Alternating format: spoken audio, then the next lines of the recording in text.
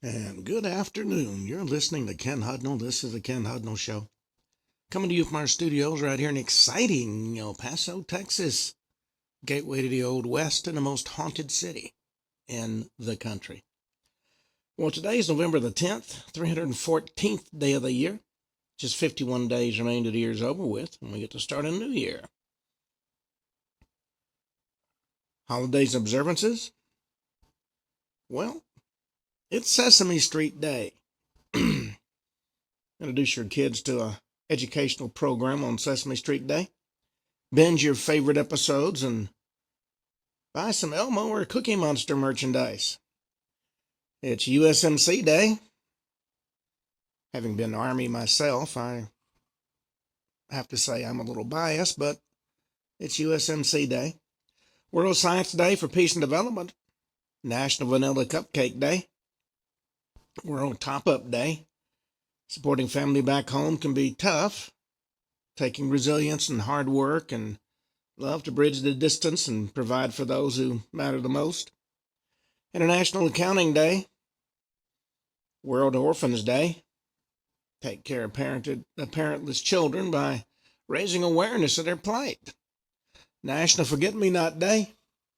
World Net Cancer Day. World Immunization Day. World Keratoconus Day. Now, if you're wondering what that is, starts with something as small as a blurry street sign or a glare that won't go away. These early signs point to, or often point to, keratoconus condition where the cornea, the eye's clear front layer, gets thinner and bulges forward. And as it changes shape, of course, vision becomes distorted and everyday things like reading or driving at night become frustrating. Odd Socks Day. We've all got some that, out of a pair, the dryer each one, and you got one left. National Civic Pride Day. Area Code Day. U.S. Marine Corps Birthday. National Tradition Day in Argentina. National Book Award Week. National Split Pea Soup Week. Pomegranate Festival. Artes Mundi, which goes on until the 1st of March. National Recycling Week. Anti-Bullying Week. Nurse Practitioner Week. Operative Nurse Week. Dear Santa Letter Week. Yes, it's about time to get those letters off to Santa Claus. Sugar Awareness Week. Human-Animal Relationship Awareness Week. National Young Readers Week. And Web Summit Lisbon. For those who are not familiar with that, one of the world's largest technology conferences, brings together over 70,000 attendees from various sectors, including tech startups, investors, and global leaders. Never know what you're going to hear. Famous people born on this date: Neil Gaiman, Brittany Murphy, Miranda Lambert, Ellen Pompeo, Kiernan Shipka, Walter Coggins, and Zoe Deutsch. Well, all that having been said, let's see what stories we have in the news. Well, the Democrats are splintering off of Schumer as the GOP advances a plan to reopen the government. The Senate Democrats are caving, according to the story, opening a path to reopening the government. Senate took a massive step forward on its way to reopening Sunday with a group of Senate Democrats caving and joining Republicans in their bid to pass a revamped plan to end the shutdown.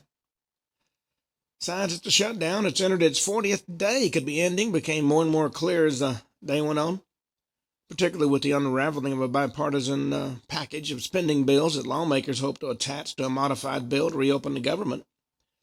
Yes, everybody wants to spend your tax dollars for their favorite programs.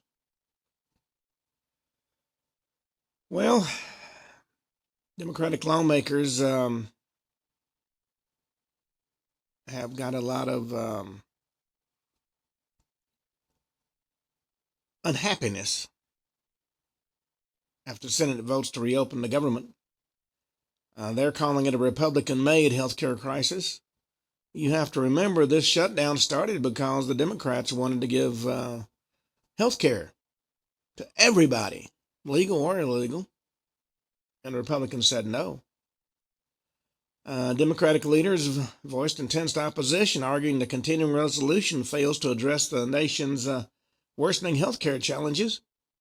Several prominent lawmakers spoke out immediately following the vote, framing it as a test of priorities and moral leadership. Representative Ro Khanna, Republican of California, said Senate Majority Leader Schumer, Democrat of New York, no longer effective and should be replaced. If you can't lead the fight to stop health care premiums from skyrocketing for Americans, what are you going to fight for, you ask? Schumer, of course, voted no on the procedural vote. We should just open up the Treasury and shovel money out with a big old shovel. Well, Iran is facing water bankruptcy. It's going to weaken the regime and its nuclear program, according to a UN expert. It's now facing the worst drought in decades, raising fear of evacuations into Iran while threatening the regime's stability and nuclear ambitions.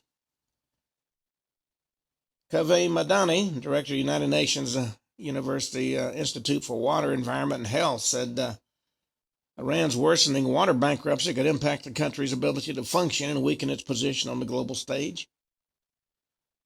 They want to stick to the ideology and fight with the West. They have to use their natural resources and burn them, so if there's no water, less resilience and less capacity to resist. Well, Iran's supreme leader, Ayatollah Ali Khamenei, seems to be a little detached from reality. According to Mandani, the water bankruptcy situation wasn't created overnight. The house was already on fire, and people like myself had warned the government for years the situation was going to happen. President Masoud Pezeshkian warned that without rainfall before winter, Tehran could face partial evacuation. Well, a transgender ex-lawmaker, the first in that state's history, pleads guilty to federal child sex abuse charges. Stacey Marie Lawton, former New Hampshire lawmaker, is believed to be the first elected openly transgender lawmaker in U.S. history, recently pleaded guilty to child sex abuse charges in federal court. According to WMUR, the 41-year-old ex-politician recently entered her plea in a Boston federal courtroom, including sexual exploitation of children involving child sexual abuse materials. The Lawton, who authorities identify as using feminine pronouns, accused of working with her girlfriend, Lindsay Groves, to exploit children at a daycare center. Groves, was a former employee at the daycare center, took nude photos of the children and sent them to Lawton in 2022. That was while Lawton was a member of the New Hampshire House of Representatives. And it takes all kinds to make a world, folks. Well, President Trump has pardoned Rudy Giuliani, Mark Meadows, Sidney Powell, and others involved in a 2020 election interference saga. He's granted full, complete, and unconditional pardons to several key allies accused of attempting to overturn the 2020 election. That's according to U.S. Pardon Attorney Ed Martin. In a post on X, Martin shared Trump's proclamation granting pardons for dozens of people, including notable figures like Giuliani and Meadows and Powell. Now, the proclamation said the pardons are granted to all U.S. citizens for conduct relating to the advice, creation, organization, execution, submission, support, voting activities, participation in, or advocacy for, or of any slate of or organized slate of presidential electors, whether not recognized by any state or state official in connection with the 2020 presidential election. And then he named 77 people, adding the list is not limited to that particular group. Well, Gordon Ramsay calls Ozempic restaurant menus absolute BS and profanity-filled rant.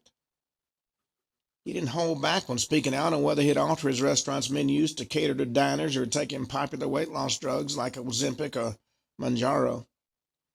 During a recent interview with the Sunday Times, a 59-year-old celebrity chef was asked whether he would create special, smaller portion menus for patrons using GLP-1 weight loss medications. They can suppress the appetite, don't you know? And he said, that's BS. No effing way we're giving in to the Mounjaro jab. Problem is, with them eating too much in the first place. Well, Scott Bessent confronts George Stephanopoulos for labeling GOP terrorists during the 1995 government shutdown. He confronted ABC News anchor George Stephanopoulos on Sunday for calling Republicans terrorists during the 95 government shutdown. He asked Bessent on Sundays this week about the Trump administration's plan to end the ongoing government shutdown. And Bessent reminded Stephanopoulos about his own experience handling a government shutdown when he served as an advisor to former President Clinton. He said the best way to do it, and look, you were involved in a lot of these in the 90s, and you basically called the Republicans terrorists, and you said it wasn't responsible for, it's not the responsible party that keeps the government closed. And so what we need here is 5 brave, moderate Democratic senators to cross the aisle, because right now it's 52-3. 5 Democrats can cross the aisle and reopen the government. That's the best way to do it. Stephanopoulos, of course, was his usual anti-Republican self. Well, Texas cements its business-friendly reputation after locking in tax bans. On this last election, there were 17 things on the ballot that would have been very business-friendly. And there were a number of tax bans. Voters approved 3 pro-business tax amendments on Election Day, ensuring the Lone Star State can never impose taxes on capital gains, estates, or inheritances, and certain securities transactions. And while Texas doesn't currently levy these taxes, the new constitutional amendments make the tax certainty permanent, sending a signal to investors and corporations the state's low tax structure is here to stay. Texas is also one of the few states without a state income tax. Well, warriors were found stacked in an ancient well that reveals violent tale of battlefield defeat, according to archaeologists. They're the bodies of Roman warriors found stacked in an ancient water well in Croatia. Bodies were uncovered outside the city walls of Mursa, now modern-day Osijek.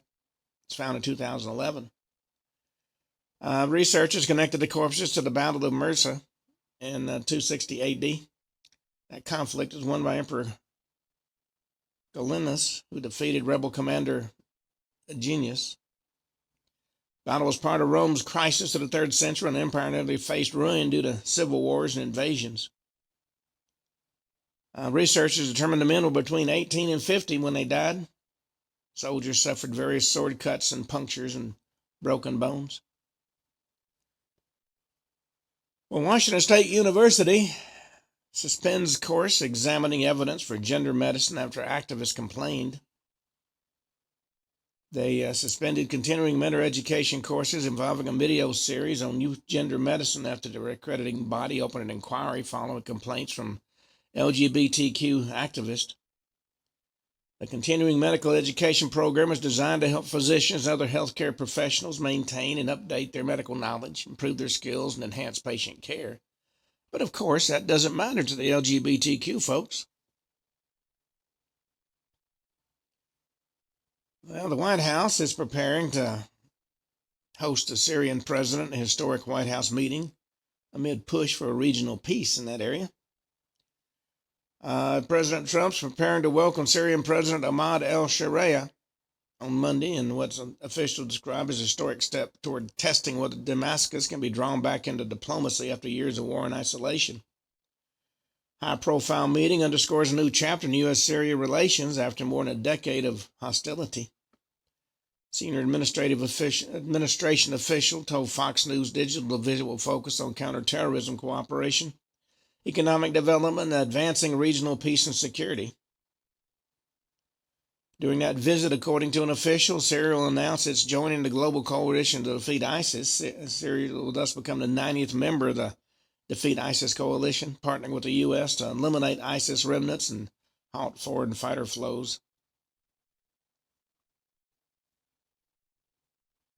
Well, Princeton is offering gender study courses exploring reproductive life in the Gaza genocide, as they're calling it. They're offering a class where students will study the intersection of gender studies and what the course calls the genocide in Gaza.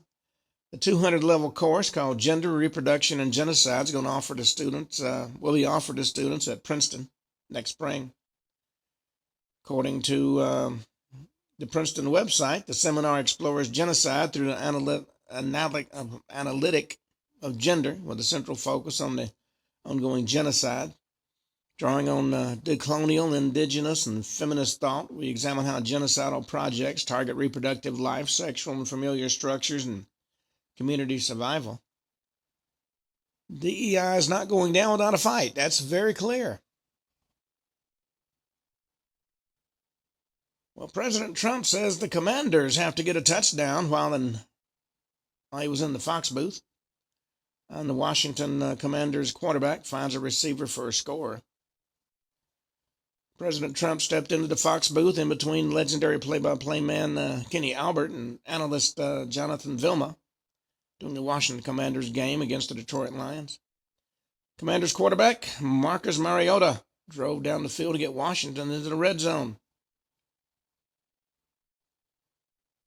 And Trump said of Mariota, I think this is a very important couple of days. We got to get a touchdown, but let's put it differently. They just have to get a touchdown. Forget about the play. Well, there's been a game-changing move from President Trump about mortgages to incentivize young home buyers. Mortgage rates, the Fed has fought lowering them. Now it looks like they may do it.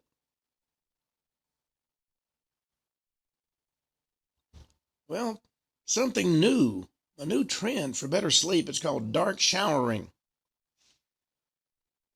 It's a wellness trend making the rounds on social media, provokes dark showering, which is exactly what it sounds like in your daily bathing ritual. Just do it at night or with the lights out.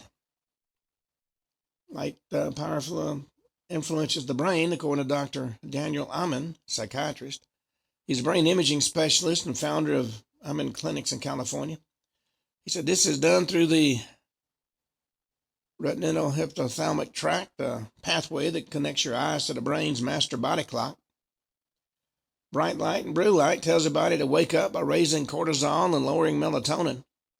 When the lights go out, light or no light signals safety, activates the parasympathetic nervous system, begins the body's natural descent into rest and repair mode. That's why you cut the lights out when you go to sleep, folks.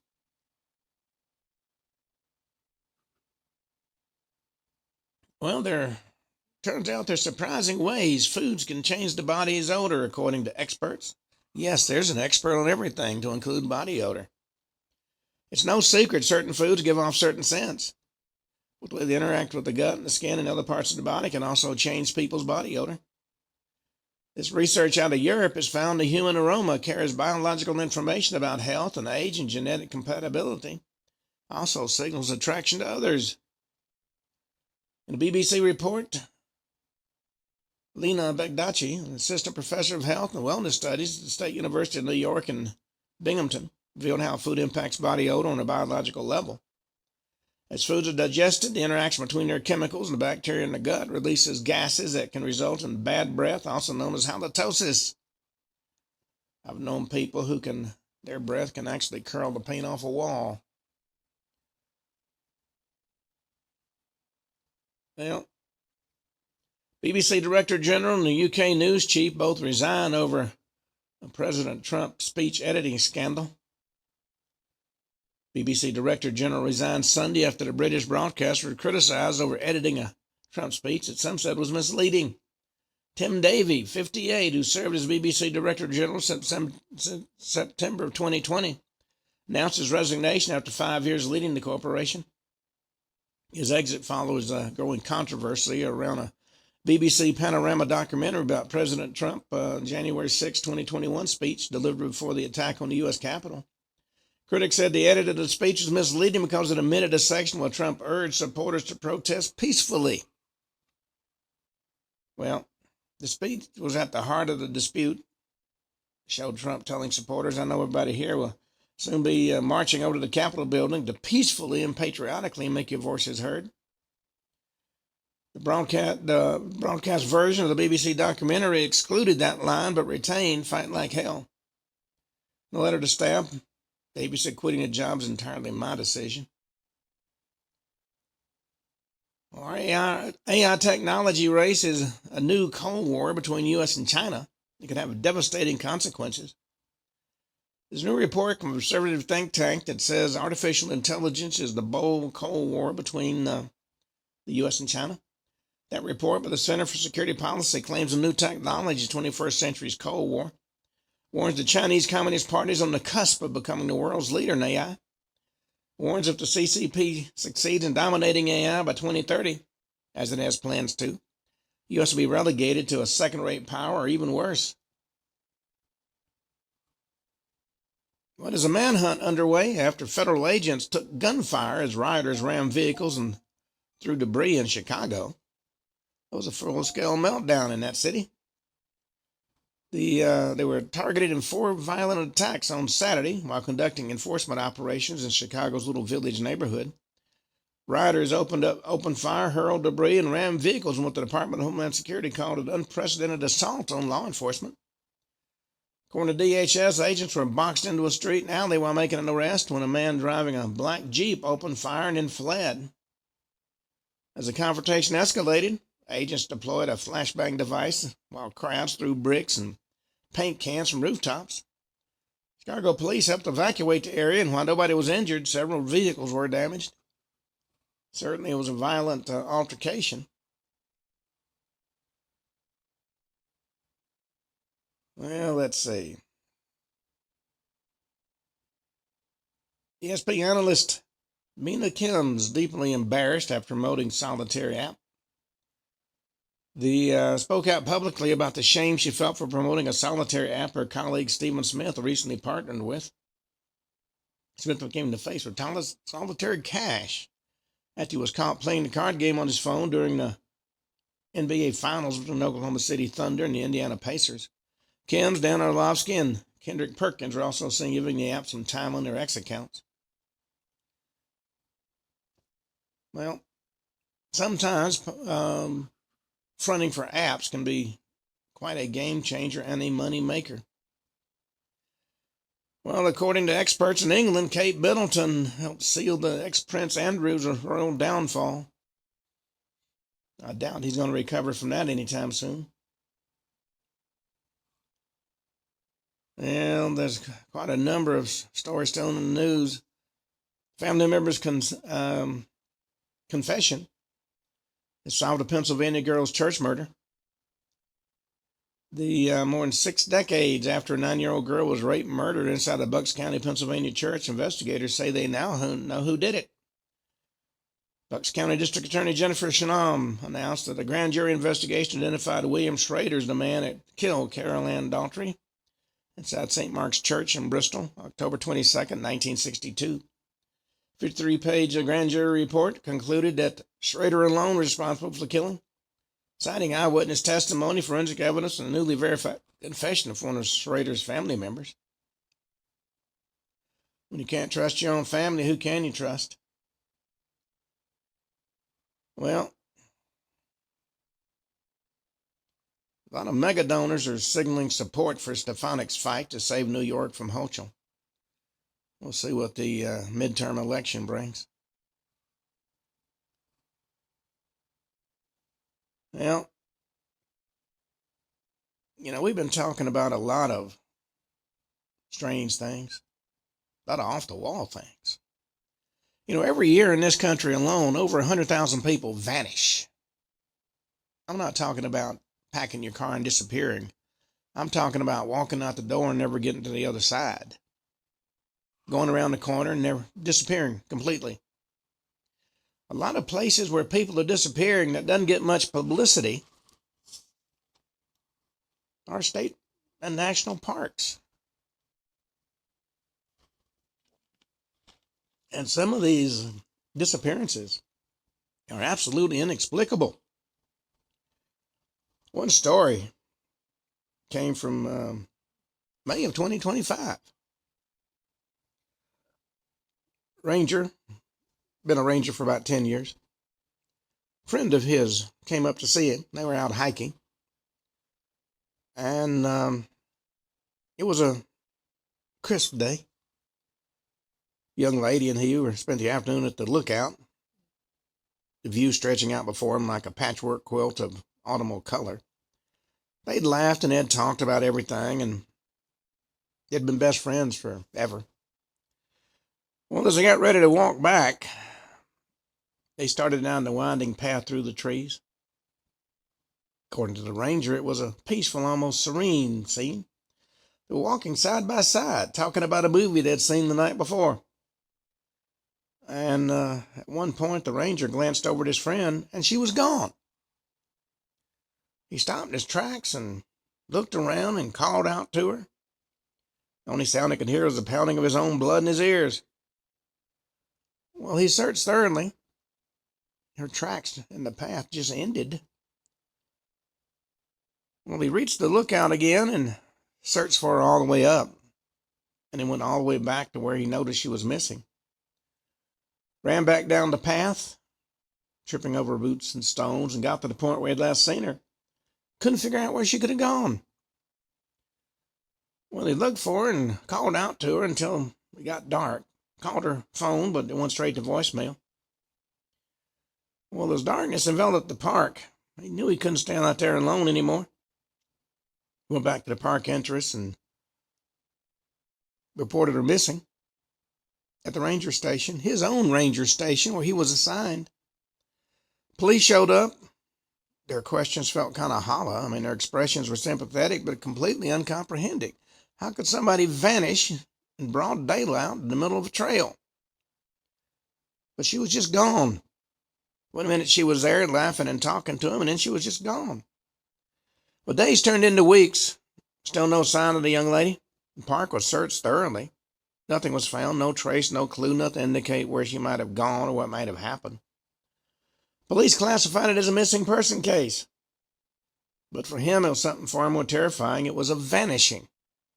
Disappearance so sudden, so complete, it defied all logic. And if you check with the local police, you'll find that every police force has unexplained vanishing cases. Well, he said he'd revisited that day in his mind constantly, replayed every second searching for something he missed. Maybe there was a sound, a shadow, something would explain how his best friend simply vanished. But he found nothing. Just a memory of her laughter, the feeling of the crisp air on his face, and the emptiness where she used to be. Well, she's gone, vanished, and terrifying reality is he was right there, right beside her, when it happened. Still has no idea how or why it happened. That fear, that uncertainty, the sheer impossibility of it all is going to be something that he'll long remember. Now, he's worked cases in different national parks across the country, from the vast rugged landscapes of the Rockies to the dense ancient forests of the Pacific Northwest. And in a handful of these cases, the details have been eerily, unsettlingly similar to Sandra's vanishing. Her name was Sandra, by the way. He told the story about a young man who went for a short hike off trail in Yosemite, never seen again. Hiking partner swore he was just a few feet behind him, but when he turned around, the young man was gone. No tracks, no sign of a fall, just nothing. And then there was another story that made the rounds. The family went camping in the Smokies. They were all inside the tent. It was zipped up, and the mother stepped out of their tent for a moment to look at the stars one evening. She had to unzip the tent to go outside. Came back in, her teenage daughter was missing from her sleeping bag. The tent was zipped from the inside. No trace of the daughter was ever found. Then there was an experienced backpacker who was hiking solo in Glacier National Park. Regular contact with his family through satellite phone, checking in at designated points. Last check-in was from a ridge overlooking a stunning valley. When he didn't call at the next point, a search was initiated. They found his backpack meticulously packed, leaning against a tree. His tent was set up. He was gone. No sign of him.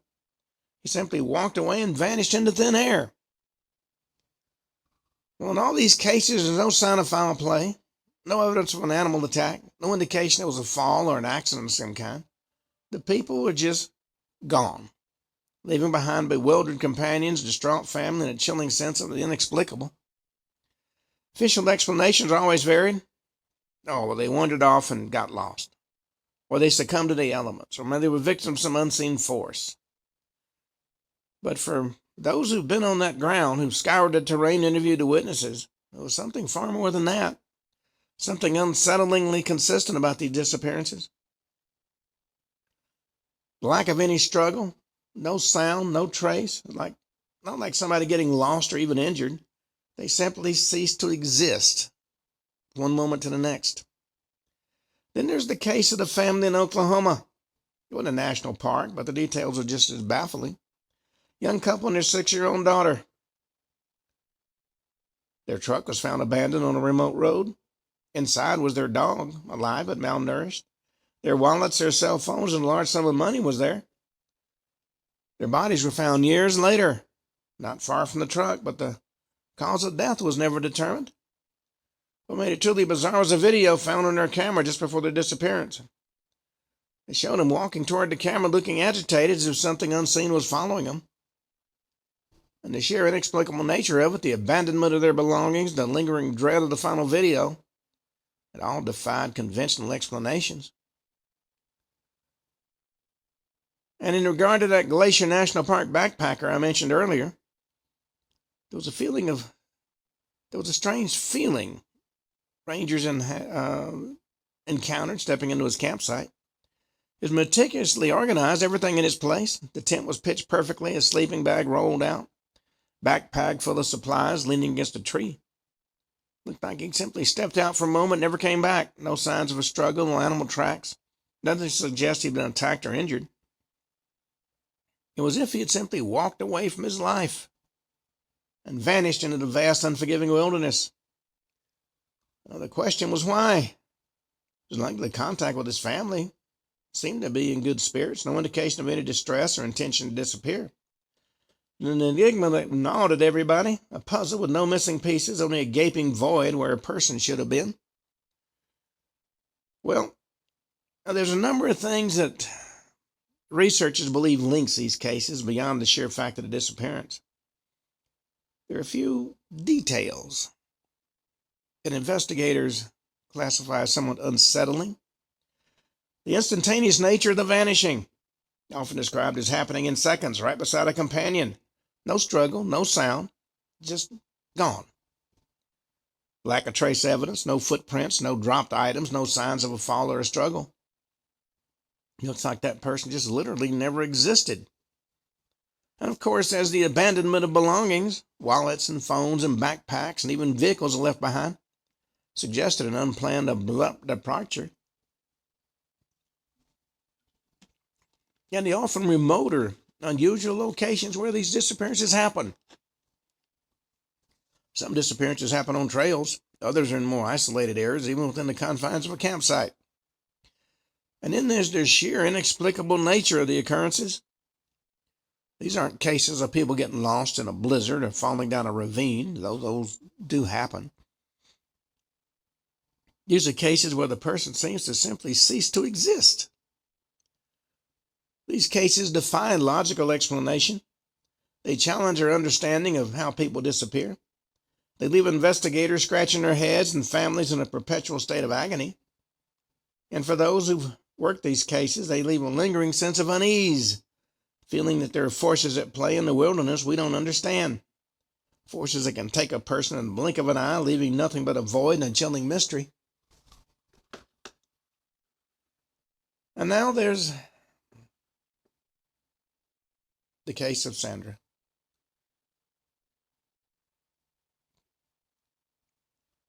And then there's a case of a couple who disappeared in Shenandoah National Park. These weren't naive, first-time hikers ever experienced.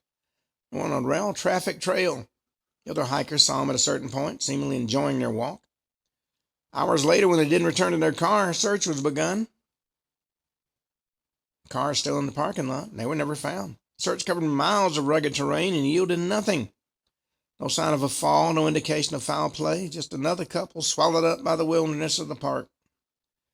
What made this one particularly strange was the sheer number of witnesses who had seen them on the trail just before they disappeared. It wasn't like they'd gone off trail into a remote section. They were right there in plain sight.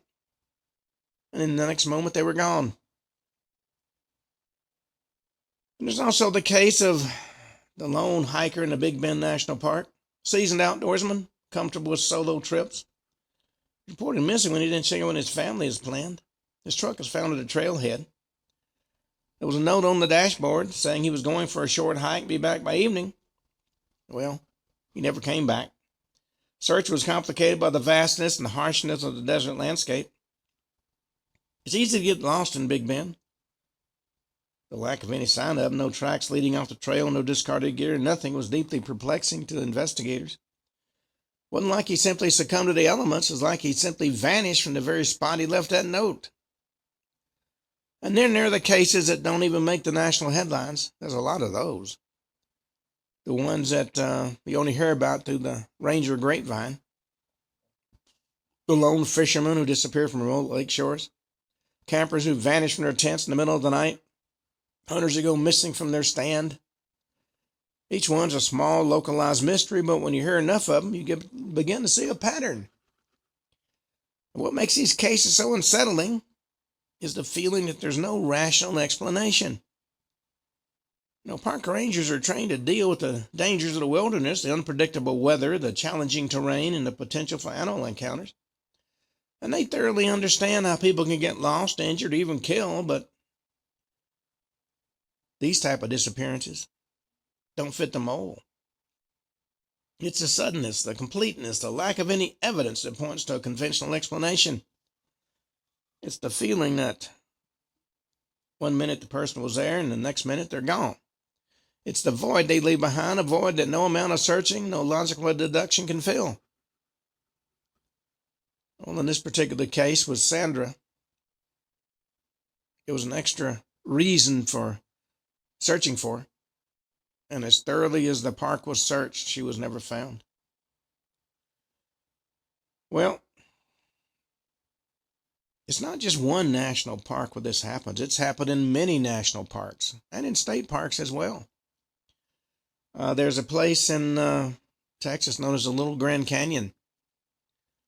And back when I used to wander the backwoods, a lot of friends went with me to Little Grand Canyon. We heard stories about strange disappearances. Well, there's been concerns regarding unexplained auditory phenomena and the potential connection of this to recent missing persons disability cases. There's been a series of increasingly disturbing and inexplicable occurrences within the boundaries of national parks. Now,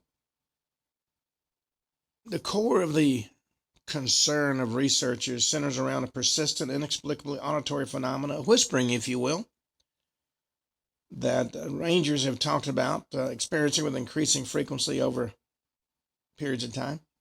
It wasn't a rustling of the leaves or the murmur of the wind or the distant call of wildlife. It's what was described as being distinctly auditory. And it seems to single out specific rangers. Whispers are faint at first, easily dismissed as a trick of the wind or the imagination of the listener, especially during periods of fatigue or isolation. But they become progressively clearer and more insistent, and they're not in any recognizable language, but they do convey a clear and unmistakable message. They seem to be attempting to lure the listener, draw them into a specific, deep, isolated section of the park, very areas that have been the sites of tragic incidents. These are the same areas where individuals have gone missing over the years. And these are the same areas where multiple of these individuals have been found deceased, often weeks or months after their disappearances, and circumstances have been difficult to explain. You search an area, you don't find anybody, and then eventually in that same area you searched, individuals found dead. Whispers aren't a constant barrage. They tend to surface when the one that hears it's alone, particularly when they're conducting patrols in areas bordering the deep woods where the incidents have occurred. The sound is subtle, almost like a breathy murmur, but it cuts through the natural sounds of the forest in a way it's profoundly unnatural. It doesn't come from a specific direction, rather seems to emanate from the air itself. And the content of the whispers, while not in a recognizable language, is undeniably persuasive. They conjure a sense of curiosity, of hidden wonder waiting to be discovered. They paint a picture of something ancient and powerful and alluring. They use a tone that's both seductive and subtly demanding, urging the listener to deviate from patrol routes, to venture off the marked trail, and to delve into the deepest, most untrodden paths of the forest. Specific areas the whispers are directing the listener to are consistently the same. The ravine beyond the old logging road, the cluster of ancient oaks in the northern sector, the area around the abandoned mine shaft, the very locations where the missing persons were last seen or where the remains were eventually discovered. The psychological impact of this phenomenon is significant. One ranger said he was finding it increasingly difficult to concentrate. Sleep is disturbed by vivid, unsettling dreams that echo the whisper's call. And of course, something like this, you're hesitant to discuss with your colleagues for being dismissed as being paranoid or maybe mentally unstable. Now, there's been a lot of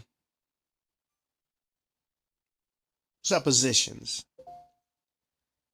that some of these disappearances are caused by agents, little seen. And these whispers, these murmurs,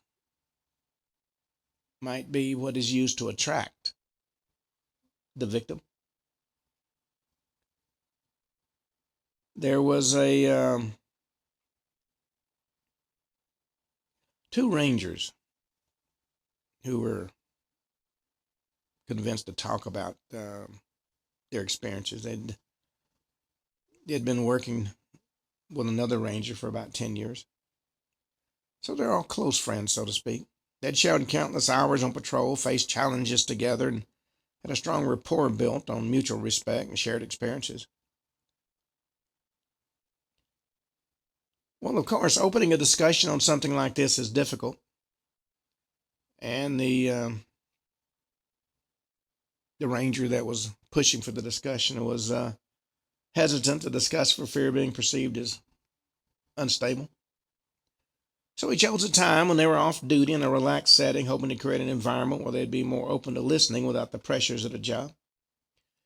And he began to describe the general feeling of unease he had been experiencing, gradually building up to the auditory phenomena.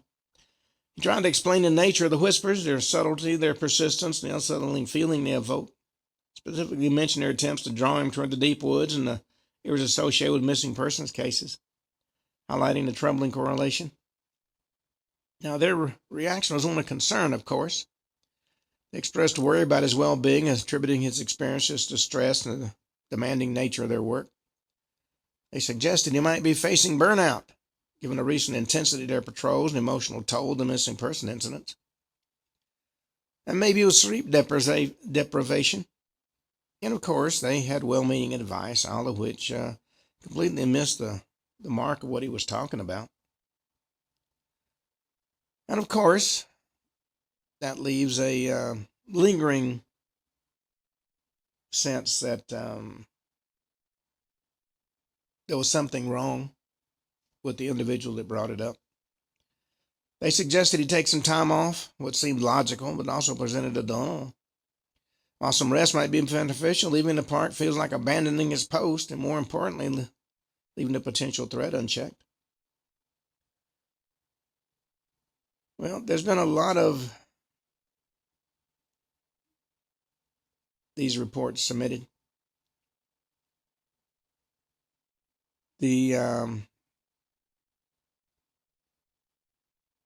But there's never been an explanation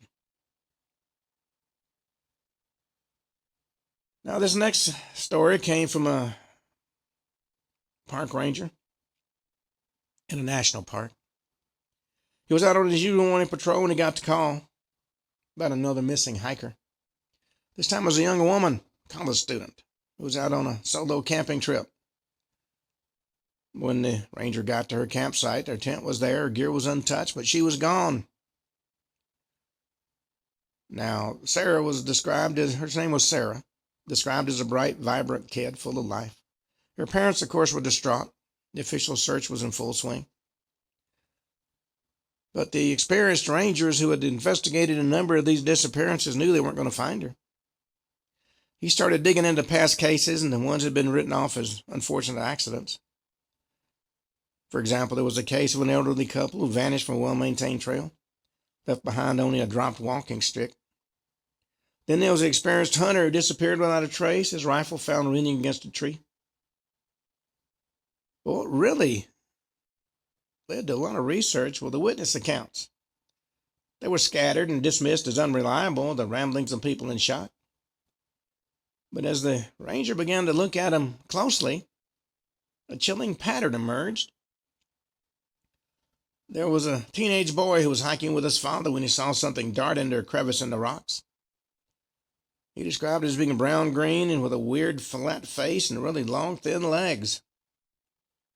Well, the father, of course, didn't see it and decided it was just his son's imagination. Then it was the couple who were pictured near a remote part of the park when he heard a strange scraping sound coming from a patch of thick undergrowth. They reported they saw a figure hunched over, moving fast, vanish into a small cave opening. They both described it as reptile-like, with dark leathery skin and a long, thin tail. This sighting shook them up so bad that they packed up and left. The rangers decided it was a possible bear sighting. Most disturbing account came from a lone backpacker who swore he saw something watching from the trees. He said it had slitted eyes and a snout-like face, and it was brown-green and blending in with the bark. Said it moved with unnatural speed and vanished into a patch of dense bushes that seemed to swallow it up whole. He was found days later, wandering aimlessly and in shock. His story is attributed to hypothermia and delirium. Well, this particular ranger, after studying these reports, decided he believed them. Every single one of them. The reptile-like figures, the brown-green color, the long spindly legs, the way they vanished into the ground. It all fit into a theory he'd been developing of a hidden tunnel network.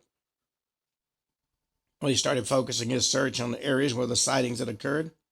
He spent hours crawling through bushes and examining rock formations and looking for any sign of an opening, any disturbance didn't look natural. And, not surprisingly, he found things.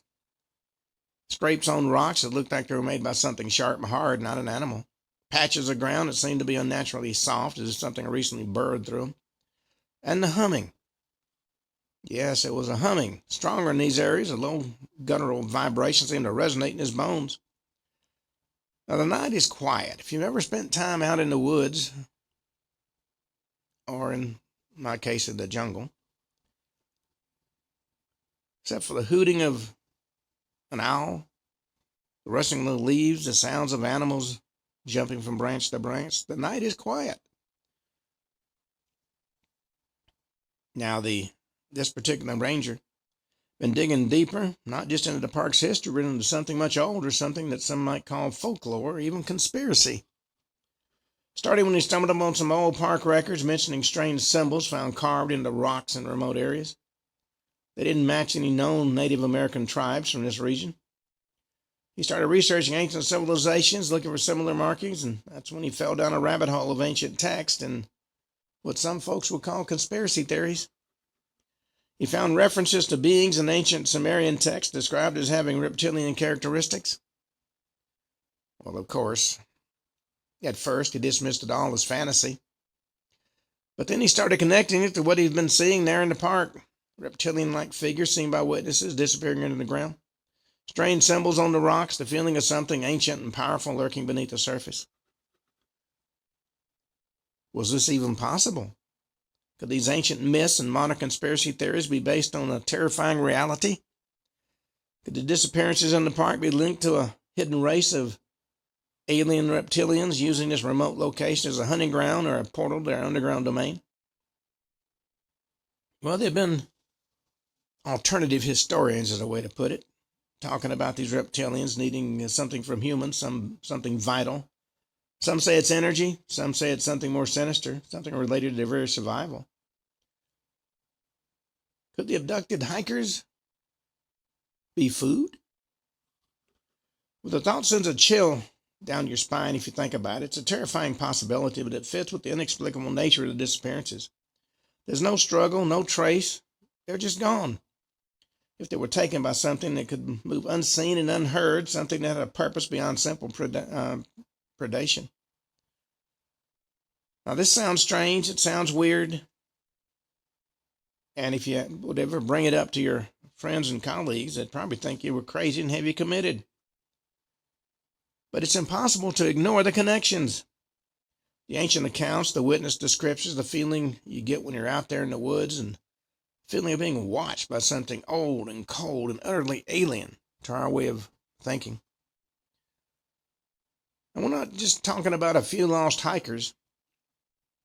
It might be something that's been there for thousands of years, been woven into the very fabric of human history. Something that operates below from the shadows beneath our feet. Well, if these alternate historians are right, if these reptilians are as powerful and manipulative as they claim, then this is certainly deadly, dangerous ground. Well, one night, this researcher came across a report from 2 years ago, filed by a couple of cyclists, tourists from out of state, riding on one of the less used trails, and they were experienced riders used to navigating through rough terrain. But there was nothing they had experienced in the past that could prepare them for what they saw. According to their report, they were rounding a bend when they saw something on the path ahead. Thought it was first a fallen tree, maybe a deer. But as they got closer, they saw it was standing upright, like a man. Well, they slowed down, their wheels crunching softly on the gravel. They described it as being tall, maybe 6 or 7 feet, and slender. Skin was a dark mono brown green like camouflage. But what they zeroed in on was the face. They described it as being flat, with a snout-like nose and slitted eyes. One of them said its eyes were gold, with a black slit down the middle, like a cat's. They froze, of course, their hearts pounding in their chest. Figure didn't move at first, just stood there watching them. Then it turned. Didn't turn like a human. They said it turned with an unnatural quickness, almost a swivel.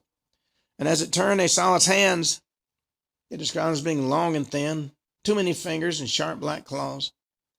Figure moved toward the edge of the path, toward a thick patch of bushes and the rocky outcrop. And as they watched, it seemed to melt into the undergrowth, and then it vanished. It just didn't walk away or hide behind a tree. It just vanished in what looked like a hole in the ground. It wasn't a cave opening, it wasn't a crevice, just a hole seemed to open up for it. One of the cyclists said it looked like the ground just swallowed it up whole. Well, needless to say, they were somewhat shaken up, and they turned around and rode back to where they came, fast as they could. They reported the incident to the park rangers, but their story was met with skepticism, of course. They were told it was probably a bear, maybe a coyote, and that the hole was just a natural depression in the ground. But there are those that just have a feeling they know better. The description of that figure, the brown-green skin, the flat face, the slitted eyes, and long, thin limbs, matched the other witness accounts that the ranger found. And the way it disappeared into a hole in the ground fit perfectly with a theory he was developing of a hidden tunnel network. He pulled out the map and found a location where the cyclists reported their sighting. It was in a remote area far from any popular trails. But he noted it was a potential entrance point to the tunnels. And this story, he said, wasn't just another strange sighting, it was a confirmation. These reptile-like figures were real, they were operating in the park, they were using the ground itself to move unseen. And frankly, it was a chilling thought. These beings standing upright like men, blending in with the environment and disappearing into the earth, makes you wonder how many times they've been seen and how many times their sightings have been dismissed as imagination or mistaken identity. Well, clearly the cyclists saw something real. something that connects to the missing hikers, something that connects to the ancient myths and the modern conspiracies. The problem is, anybody who's come up with a new theory faces immediate dismissal. It's a bear, it's a coyote, it's your imagination. Well, there was a story about another ranger who had a case he investigated that tied in with this theory this ranger was coming up with. Another missing person case. Boy about 10 years old vanished while hiking with his father. They were off trail exploring a less visited part of the park. Search was extensive. Never did find a trace of the boy. And this second ranger was part of the search team. And he was the one that had to break the news to the father they were calling off the search. It, of course, was a gut-wrenching conversation, the type that stays with you. What the father said to the ranger, though, that's what really stuck with him. The father was a grizzled man who looked like he'd weathered a lifetime of storms. Pulled the ranger aside and looked him dead in the eye. He said, "You didn't find him, did you?" The second ranger said, "No." He said, "That's because they took him." Well, the ranger asked him what he meant. That's when the father told him the story. He said before his son disappeared, he'd seen something. He hadn't told anybody about it. Afraid they'd think he was crazy, but now with the son gone, he felt like he had to talk about it. Said he saw something moving through the undergrowth, something large and fast, described as being like a giant snake, but it was standing upright, like a man. Said it had spindly legs that moved with incredible speed. It was a dark, muddy color. He didn't get a good look at its face, but he said it felt wrong, was the best way he could describe it. Like it wasn't an animal he'd ever seen before. He yelled at his son to stop, but the boy, maybe distracted by something, didn't hear him.